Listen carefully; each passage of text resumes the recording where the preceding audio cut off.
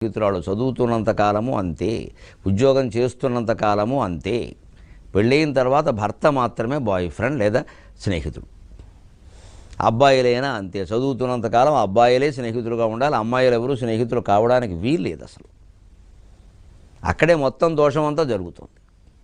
పెళ్ళైన తర్వాతే ఒకే ఒక స్నేహితురాలు జీవితాంతం ఉండేటువంటిది భార్య మాత్రమే. ధర్మరాజు యక్ష ప్రశ్నలోనే చెప్పిన మాట, కిం స్విద్దైవ కృతస్సఖా భార్యాదైవ కృతస్సఖా అన్నాడు స్పష్టంగా. దేవుడిచ్చినటువంటి స్నేహితుడు ఎవరయ్యా అంటే భార్య అండి, అంతకంటే ఎవరన్నారు. ఆ భార్యని, ఆ భర్తని మనం కలకాలం ప్రేమించి దాంపత్యాన్ని అలా నిలుపుకొని అదే మాధుర్యాన్ని పిల్లలకు కూడా అందించాలి, తరతరాలు బాగుండాలి అంటే యవ్వనంలోనే మనం చాలా జాగ్రత్తగా ఉండాలి. ఇక ఏవో రకరకాలన్నీ నడిచిపోయాక తర్వాత పెళ్ళయ్యాక భర్తకి చెప్పి క్షమించమని, భార్యకి చెప్పి క్షమించమని, ఇదంతా అనవసరం. ఇది అయ్యవారు ఏం చేస్తున్నారంటే చేసిన తప్పులు దిద్దుకుంటున్నారని.